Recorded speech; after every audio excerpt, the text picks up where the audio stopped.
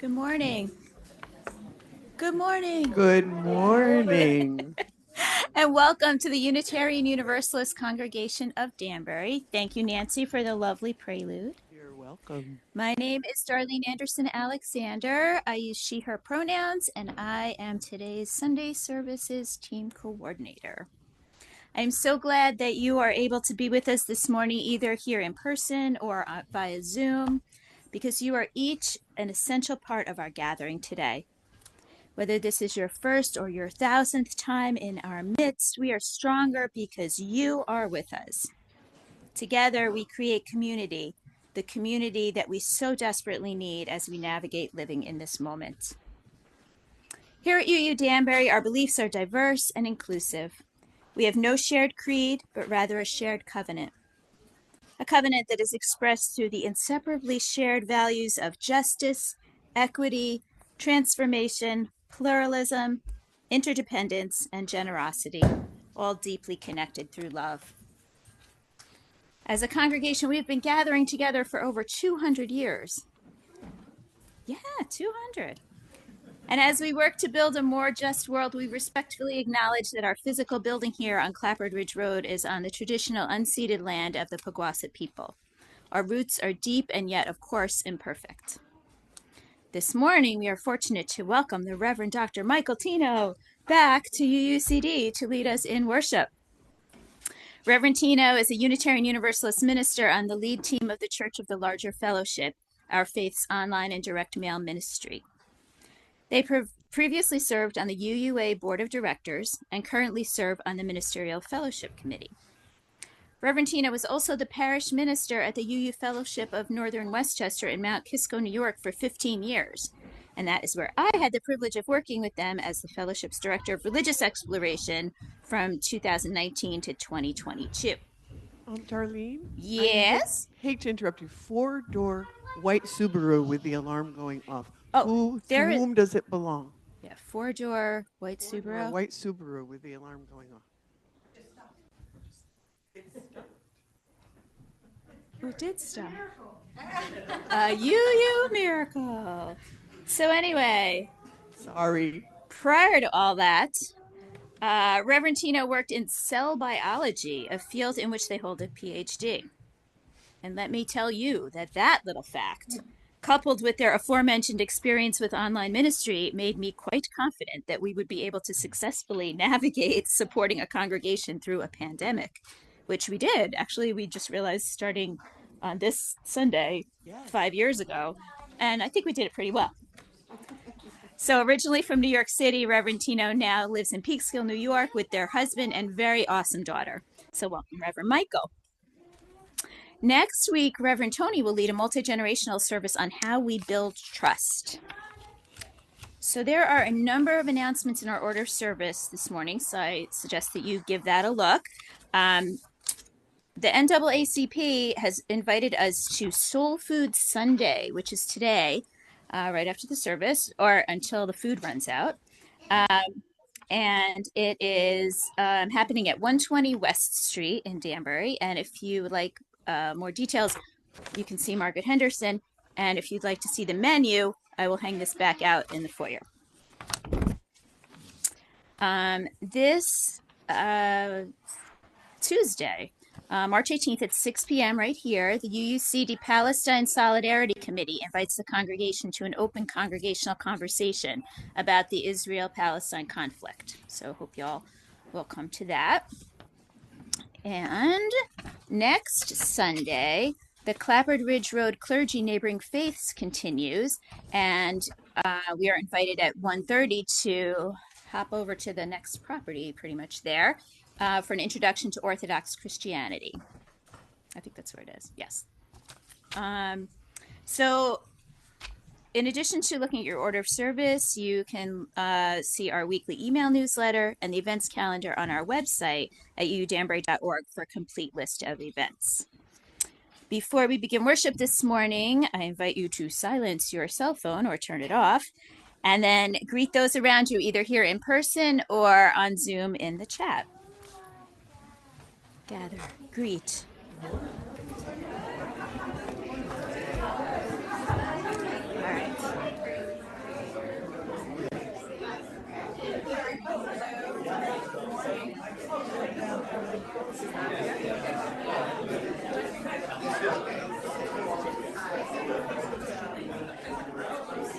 Good morning.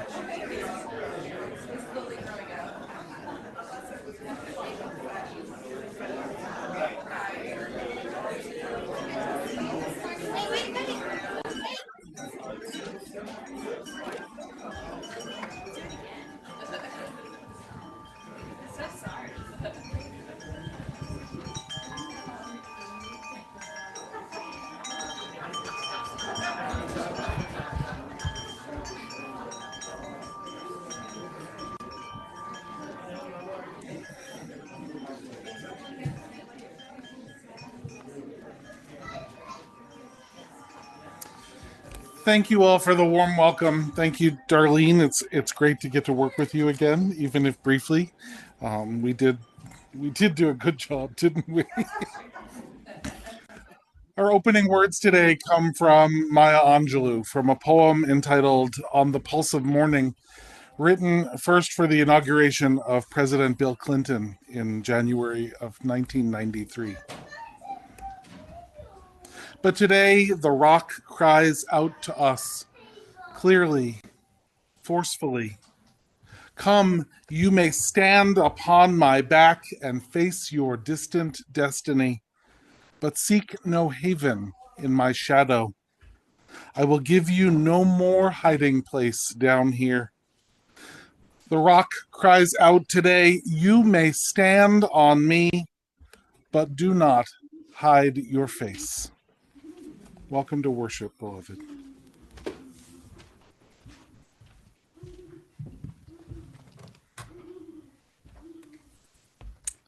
We make this time and this place holy simply by being together. And we begin by lighting our chalice, the symbol of our Unitarian Universalist faith. So I would like to invite Rebel and her mom to come up and help us light our chalice.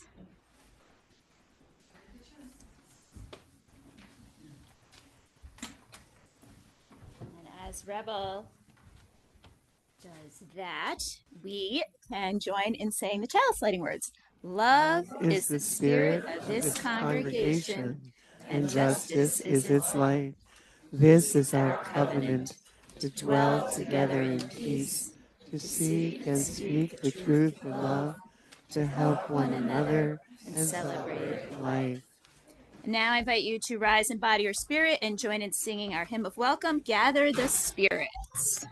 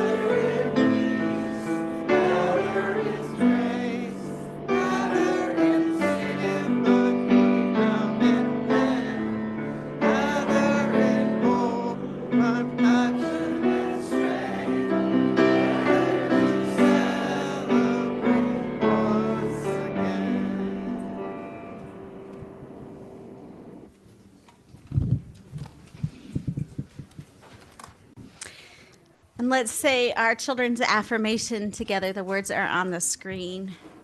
We are Unitarian Universalists. We are people with open minds, loving hearts, and helping hands. We care for the earth and each other. So this morning, you are going to be the storytellers. And the theme of our story today is people who have taught us how to build community. I know that some people need some time to think about somebody who might have taught you how to build community, and that is fine. What I'm going to do is I'm going to tell you about somebody who taught me about building community. And while I'm doing that, I invite you to think of somebody who taught you about building community, and then I'll give you a chance to share with each other for a couple of minutes. So one of the people who taught me about building community is named Connie, and she is a member of the first congregation that I served some 23 years ago. And she was a volunteer greeter. How many of you know what a greeter is? So what's a greeter? Someone who makes people feel welcome. Oh, so many voices at once I couldn't hear, but I think I heard somebody who helps welcome everybody, right? Somebody who volunteers to stand at the door and help welcome everybody. And let me just tell you that Connie welcomed people like they were her best friend. Every single person was her best friend or the person who was going to become her best friend. She made a point to notice everybody who crossed that threshold into the door, to get to know them, to introduce them to other people who they might want to know, and as if she was introducing her two best friends. And she made it a point to reach out to them when they were having joys in their lives or sorrows in their lives. But the other thing about Connie is that she didn't just get to know everybody else, she also shared of herself in community. And that's an important part of community building. So Connie loved to garden, and she helped everybody in the congregation garden, whether it was in pots on their apartment, porch or their windowsill, or in their yards. She helped everybody to garden. And then for a while, she was sick with cancer. And sometimes when we get sick, we think we just have to keep that to ourselves, or, oh, it's just better if I take care of this myself and I don't want to worry anybody. But Connie gave us this huge gift of inviting us to take care of her.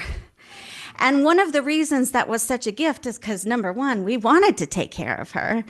But the other thing is it made us feel okay asking for others to take care of us when we needed help too. So that's one of the things I most appreciated about Connie. The other thing I'll tell you is that when Connie turned 70, she had a party at the church, and she invited the whole church to come. And she shared stories and pictures from her life. And I just so appreciated the way that she let everybody get to know her in that way. So if you could think of somebody in your life who has taught you something about building community, I'm going to give you 4 minutes to share. So turn to somebody next to you, and one of you share for 2 minutes. I'll ring the bell, and then the other person share for 2 minutes. So find somebody near you, and if you have to be in a group of 3.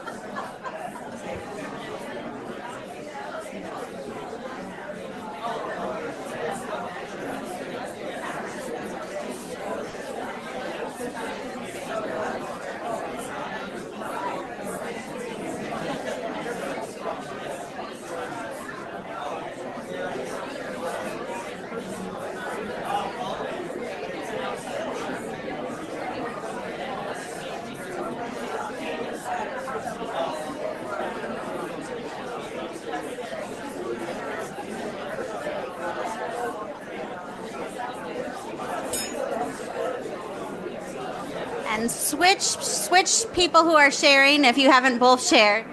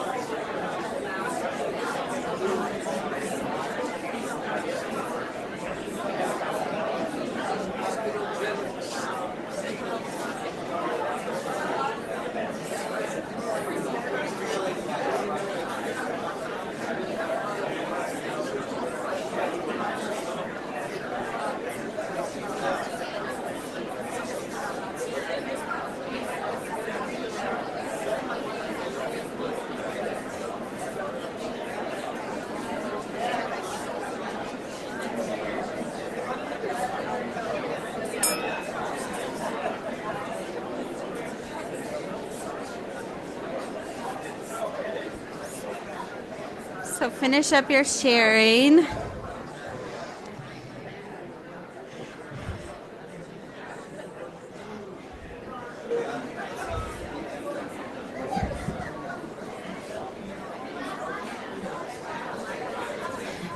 I love how you all lit up so much when you talked about these people who taught you about community building. So ends the story. I'm going to invite Maisie to please help with our collection of our food right now because we are missing our basket again. So Maisie has pockets in the code and all kinds of things. The other kids are going to collect the things, and we're going to see how many things we can fit in Maisie's coat for the Dorothy Day Hospitality House. And in the meantime, Independence is going to come up and light our lantern, and we'll sing. Oh, well, now you just took away the challenge, Nancy. Okay, all right, we'll put it in a bag. Thank you very much, Nancy, for your help. So if you have something for Dorothy Day Hospitality House, hold it up. Hang on 1 second. And we'll sing together this little light of mine.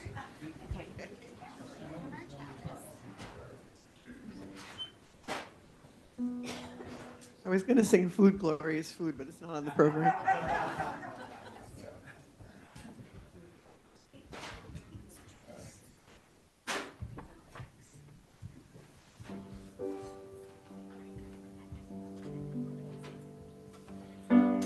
Here we go, ready and sing.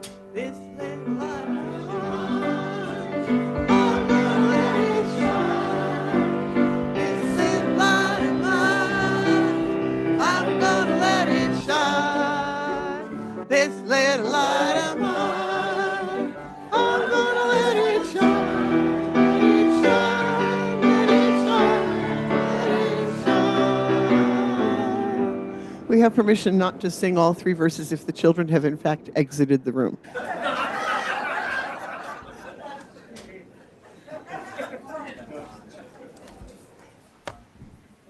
When we give our time and energy to the work of this congregation, and when we donate to its financial support, we are giving gifts to each other. Each one gives to and receives gifts from all our members and friends, and together we give to the community around us. To give electronically this morning, we do.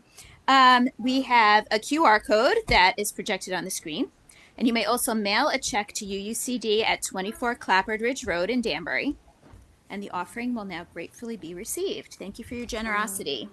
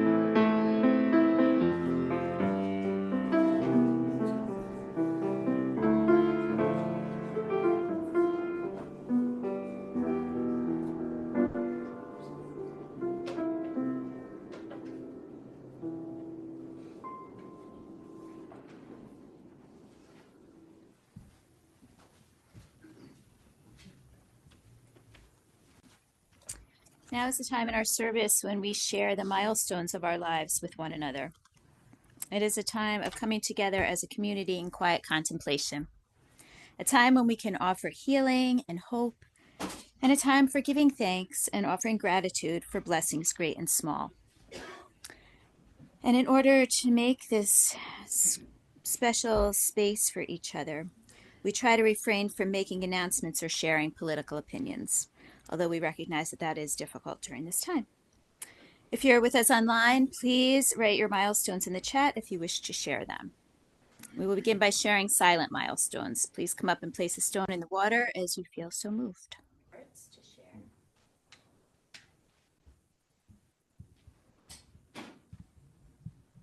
And now let us enter into a time of silence, holding this community and its joys and sorrows in our hearts. And we will end our silence by singing Spirit of Life, number 123 in the hymnal.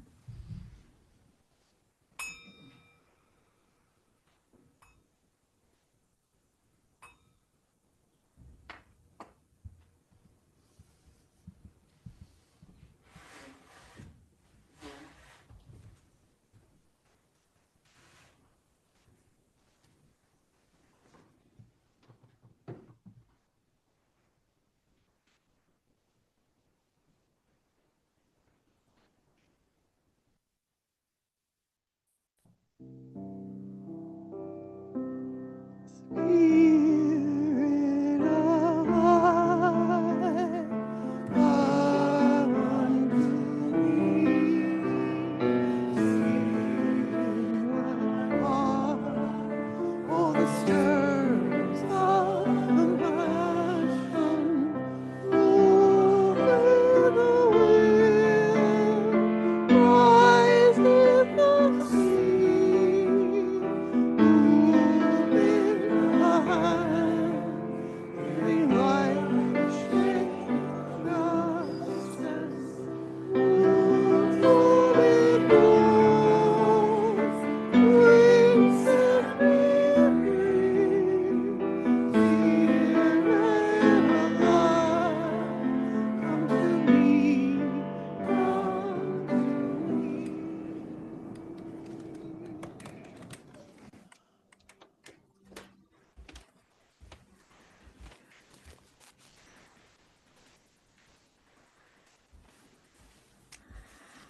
Our reading today by Kate Steinberg is also a prayer appropriate for the end of this period of sharing of our lives.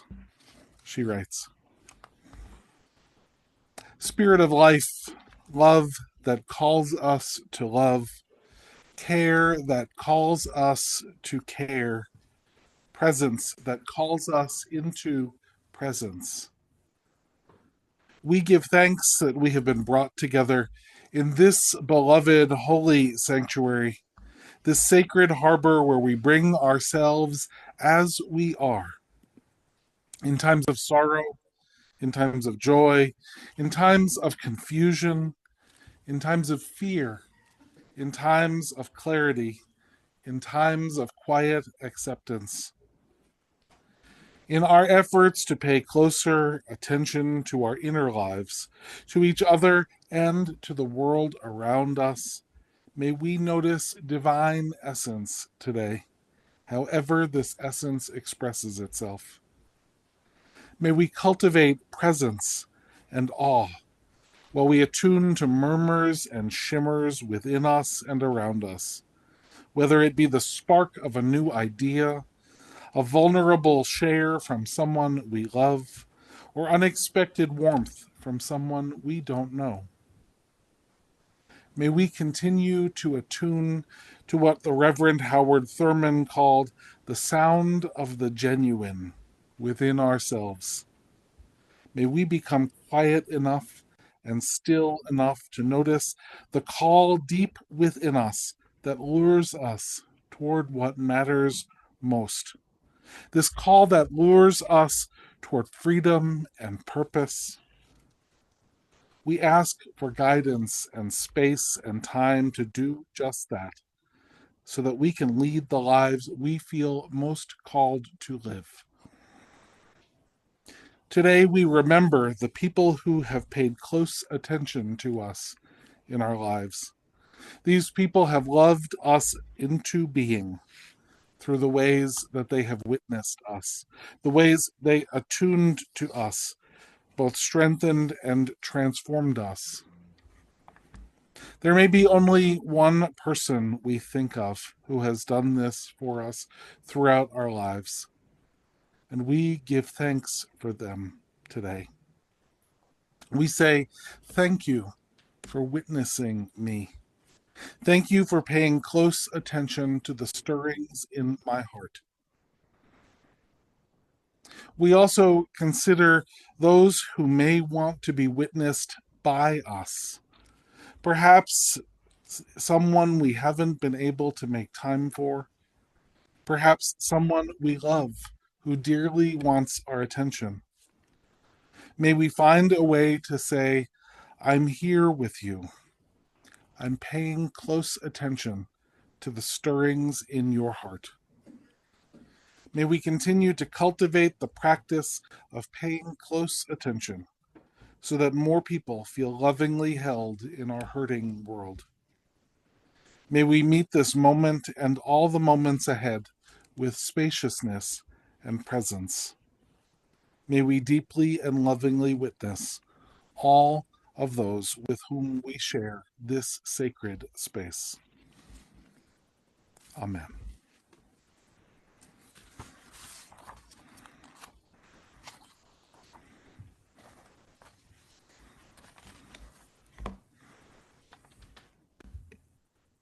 But today the rock cries out to us clearly, forcefully, come, you may stand upon my back and face your distant destiny, but seek no haven in my shadow.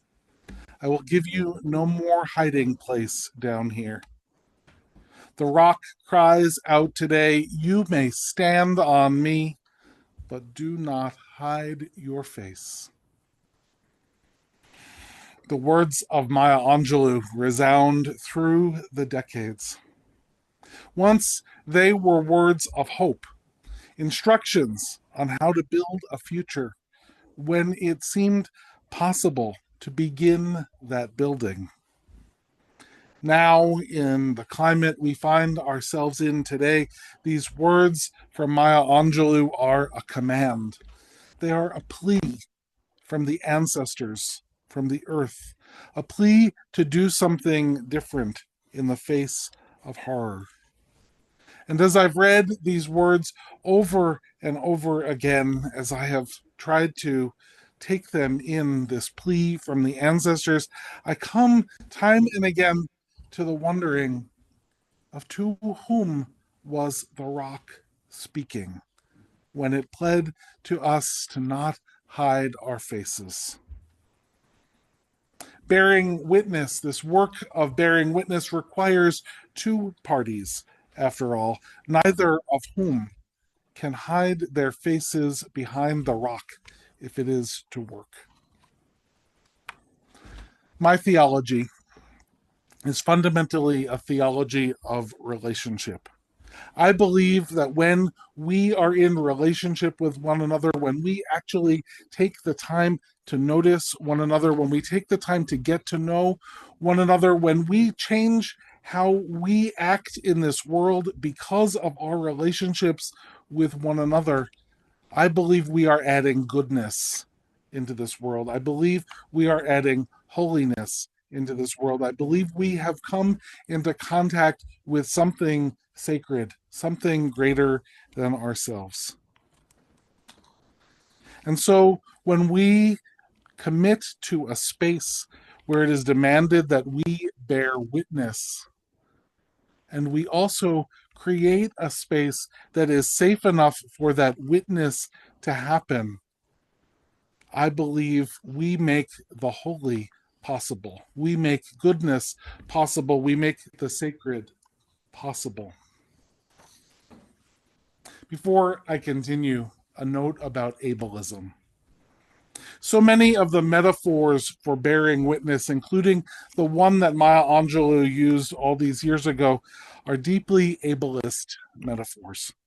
I am trying my best to avoid standing on the rock, being seen or seeing others, and even the notion of being invisible, since neither standing nor vision is required here.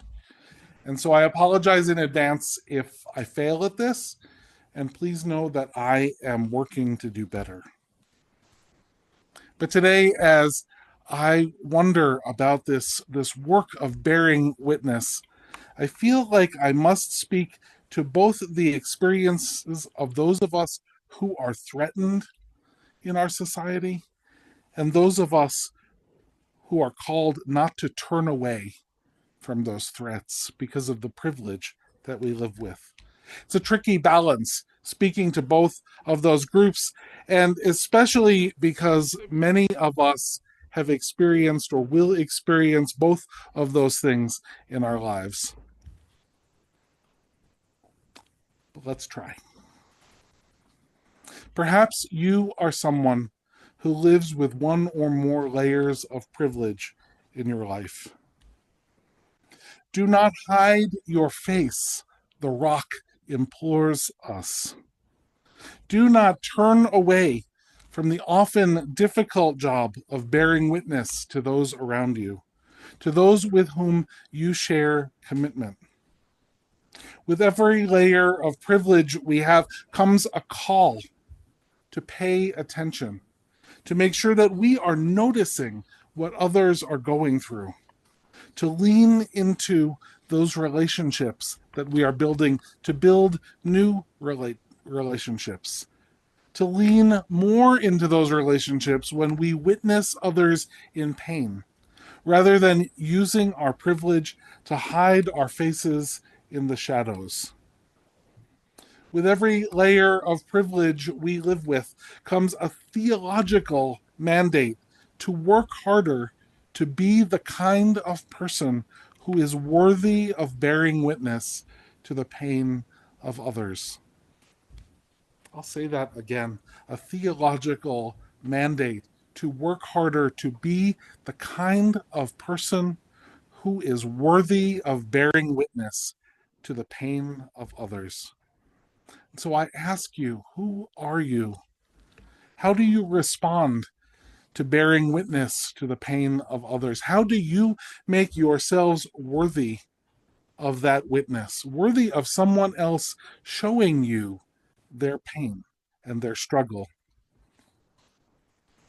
With every layer of privilege that we live with comes a responsibility to knit together the holes in our community so that no one falls through them and gets lost.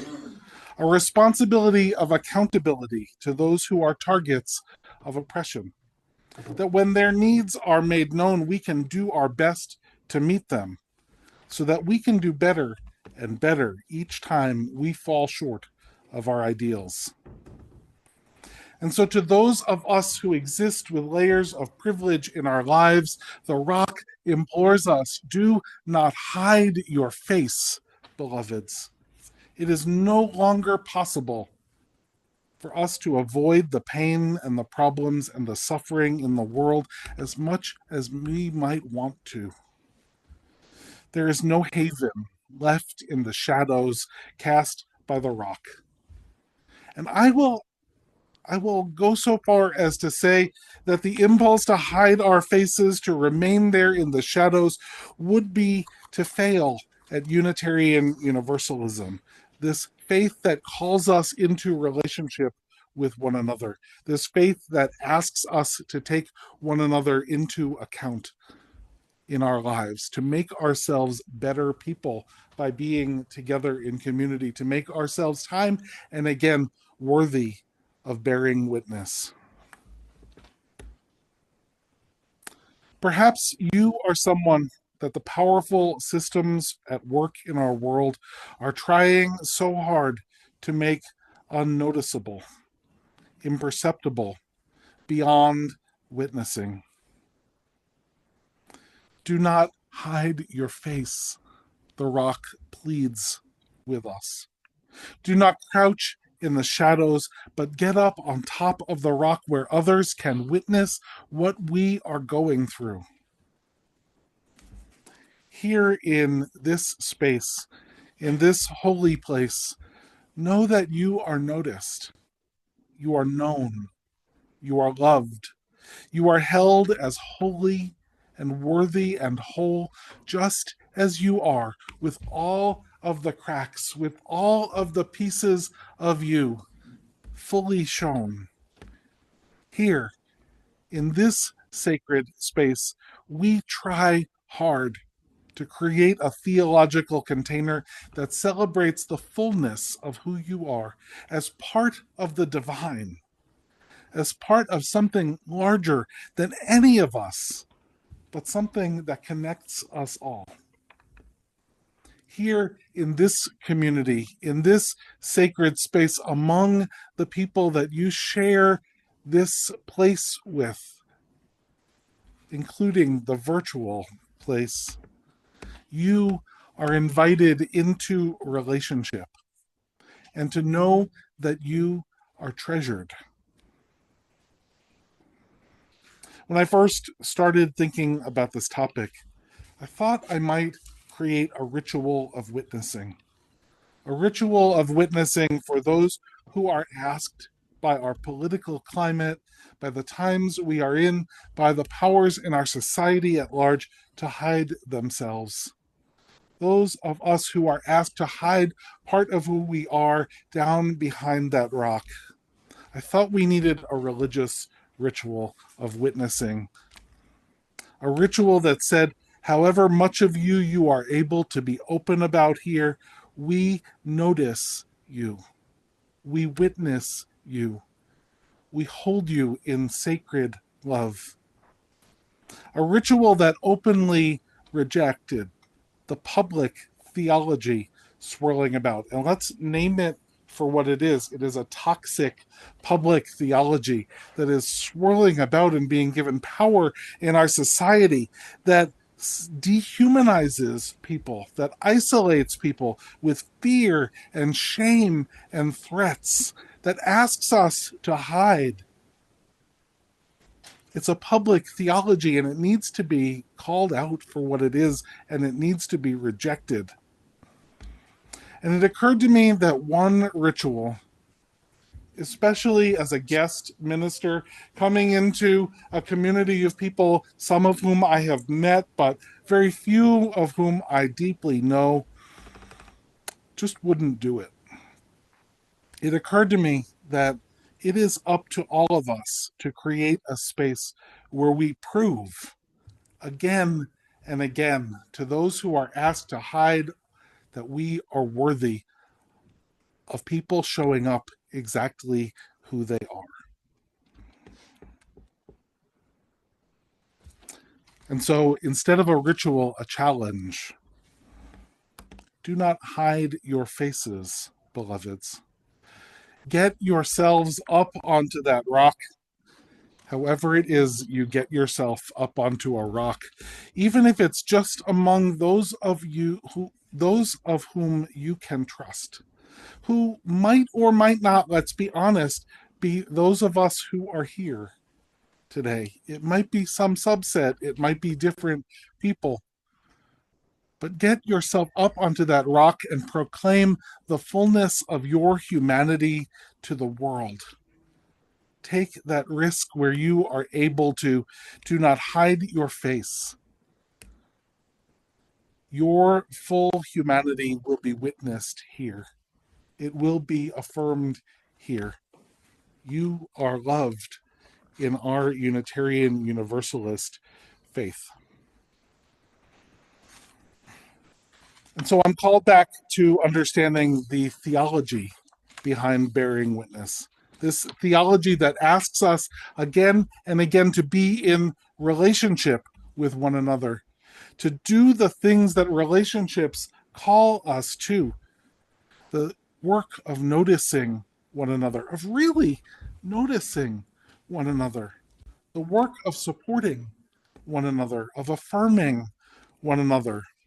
But also the work of taking risks with one another, of making ourselves vulnerable when we are hurting. Sierra Marie talked about Connie taking the risk to let the congregation know that she needed care when she had cancer.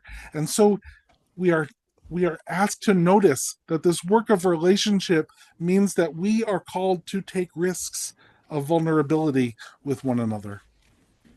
That we are asked to do the work of repairing relationships when they get broken with one another.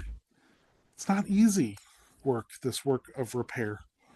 That we are asked to do this work of healing when things get broken, when people are hurt, of holding people in a container of love that they might heal the wounds inflicted time and again by our society. It's a theology, right? We are asked to bear witness to one another so that we can truly be present to one another. And in that presence, we are creating something holy. When we choose not to hide our faces, when we notice one another as fully human, we are creating something sacred. Each of us, each of you, each of us, each of the people that we meet in this world are wondrous creations. Each of us carries a spark of the divine within us. Each of us is also a deeply flawed creature who will, even when we're trying so hard not to, sometimes cause harm. And when we cause harm, we are called to learn to do better. And this faith, this Unitarian Universalist faith, it demands that we bear witness to all of it, to the wondrous part, to the deeply flawed part, to the harm part, to the repair part, to all of it. It demands that we notice, that we take the time to notice who is being hidden in the shadows, who is being asked to hide some part of who they are behind that rock, who is being told that some part of who they are is not worthy of proclaiming to all of humanity. It demands that we notice who is hiding in those shadows for their own safety. Because the message that they are getting is that if they do not hide, that they will be attacked, that they will be imprisoned, that they will be publicly labeled as less than. Demands this faith that we are called to practice, demands that we recognize the ways in which systems of oppression, racism, ableism, sexism, classism, all the systems of oppression, I'm not going to go farther down that list, it could go on for days, the ways in which systems of oppression rob people of their agency to get up on that rock and proclaim all of who they are to the world. Our faith demands that we notice the ways in which these public theologies of sin and punishment, these public theologies that make people into other, that make people into less than, these public theologies have perverted our society by making people into other, by separating us, by breaking relationships time and again. We Unitarian Universalists are people of witness, and we must act like that, and we must make ourselves worthy of being that. Our distant destiny, faced from atop the rock, is yet unwritten. It is these days, I fear, more tenuous than ever. And yet, if we can create the holy space of witness that our faith calls us to, if we can create that holy space where we notice all of who each other is and act in ways that take our relationships into account, we might still have a chance. May that be so. Amen.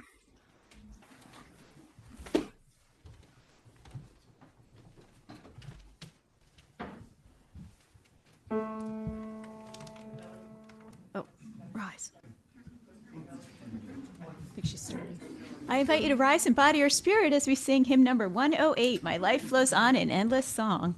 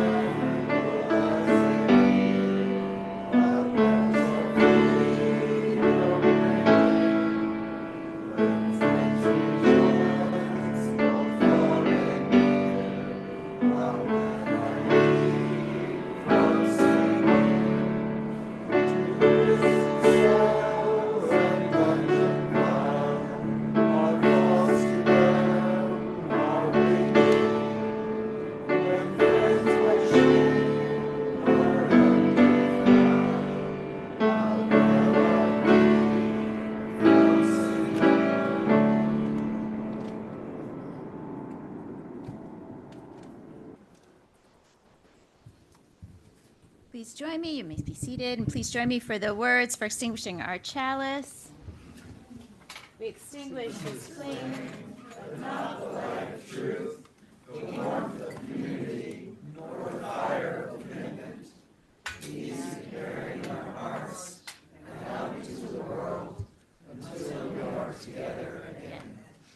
Now you may stand again.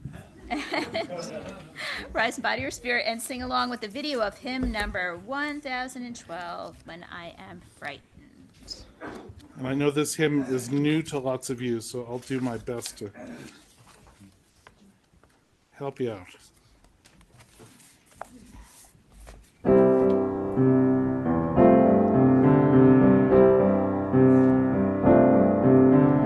When I am frightened, will you reassure me? When I'm uncertain, will you hold my hand? Will you be strong for me? Sing to me, cry.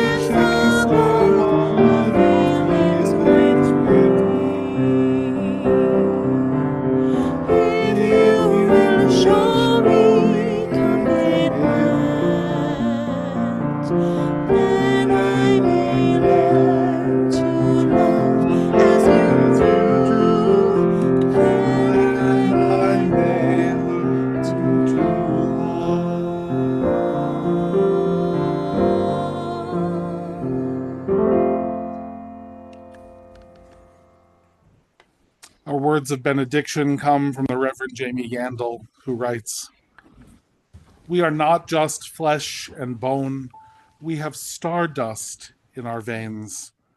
A reminder that we carry within us the planets that align in our hearts. May we show up for one another, show up for ourselves in the process, and remember that we are divinity incarnate. May we learn to lean into that pure and true source in each other more willingly, and with a love that will not abandon us and will sustain us for the many hard days that have passed and those yet to come. Go in peace, beloved."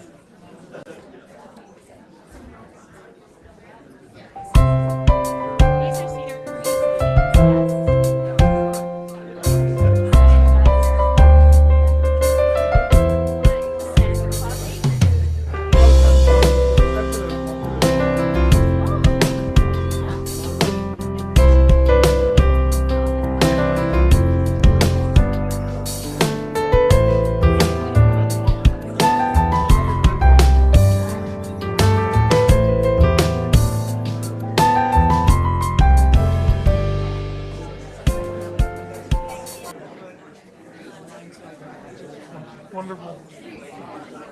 Thank you for having me.